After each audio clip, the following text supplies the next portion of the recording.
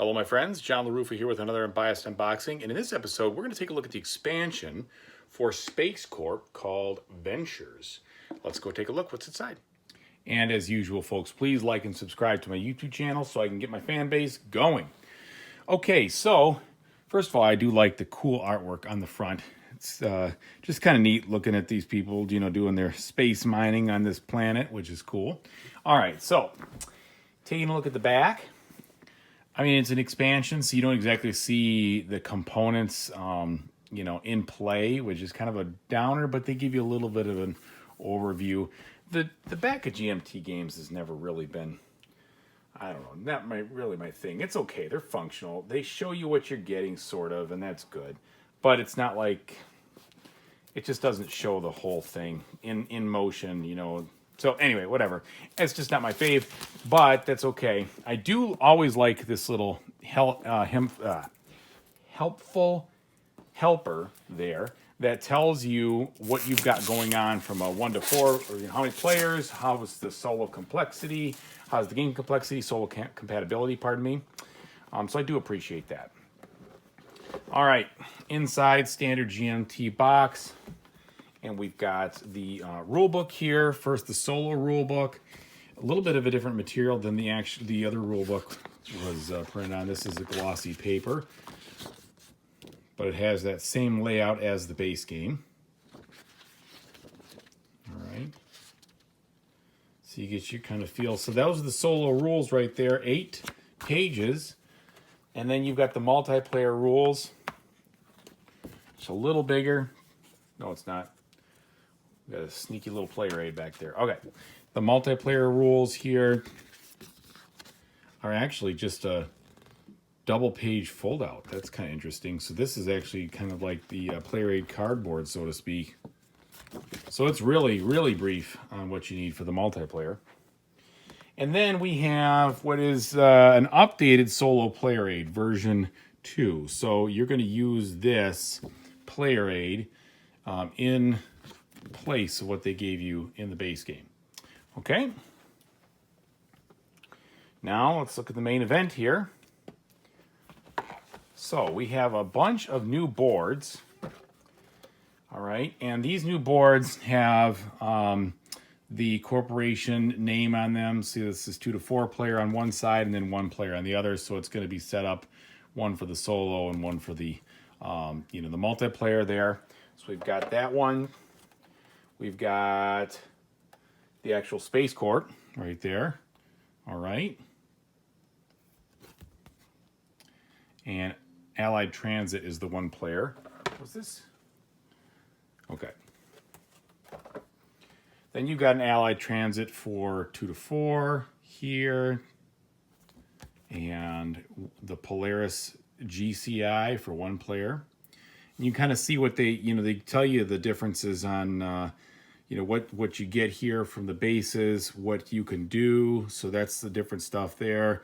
And each of the different corps have different stuff on here too, but they also have stuff going on that's different as well. So I do kind of like that. They've written it on the boards. There's not a lot you have to memorize or anything like that. And that's what this whole expansion is about, right? It was about getting new corporations to make the game different in many ways so that you weren't playing the same game over and over. And I like that aspect there. See that you only get 1 of each of those bases, for instance. All right. Got the old Next Generation here. The Durrell Institute. Same thing for the 3 and the 4. So that's interesting. So 1 player, this is for 3 and 4 players. Someplace then maybe there's a 2 player. I don't know. Interesting. So you got to look closely when you're pulling these out to what kind of game you're going to be dealing with. And that's another one that's just 3 to 4 players on this side. And then humanistics.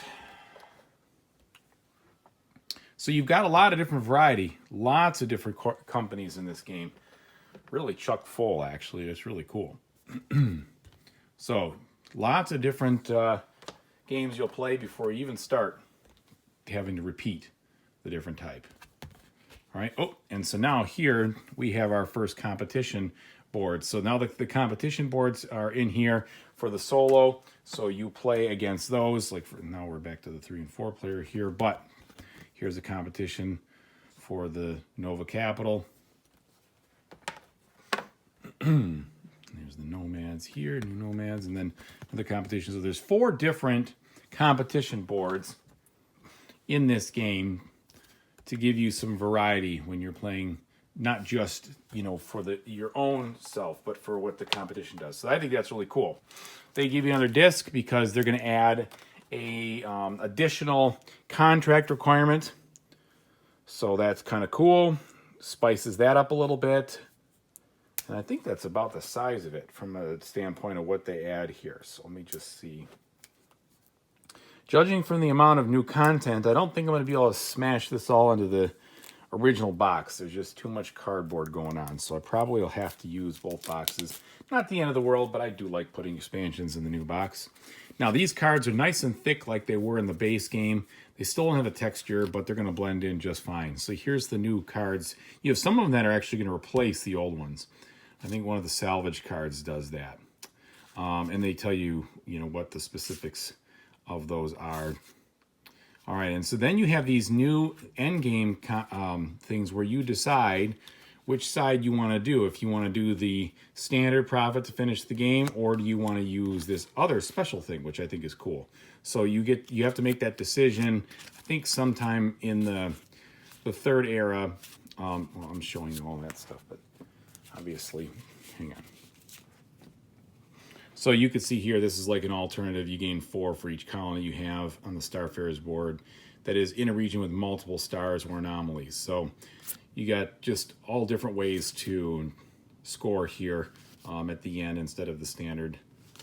And I think that's cool because that, again, will allow you to change that endgame strategy and not make that final era such a usual push from what you normally would have to do. So each of them has it, and then they all have the standard scoring on here, same deal. Okay, so you got that. Then we've got these cards. There's the 1 to 4 player side, and then there's the 2 to 4. So it depends on whether you want to do it, you know, on the bottom with the 1 to 4, or flip it over for 2 to 4, which is kind of weird. This is 1 to 4. I'm surprised they don't just say 1, but you know what? I don't know. So all that, each of the eras has 3 of these, and so you pull them out and you look and see, you know, which side you want to flip over.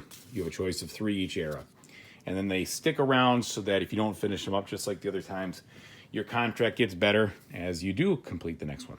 And that's it. So hope you enjoyed the unboxing. I love the base game of this game, so I'm very excited to get my hands on this and play it through, and we'll see how it goes. Thanks everybody again for watching. Whatever you unbox, or play, or experience in the future, I hope that you have a great time doing it. Take it easy, everybody.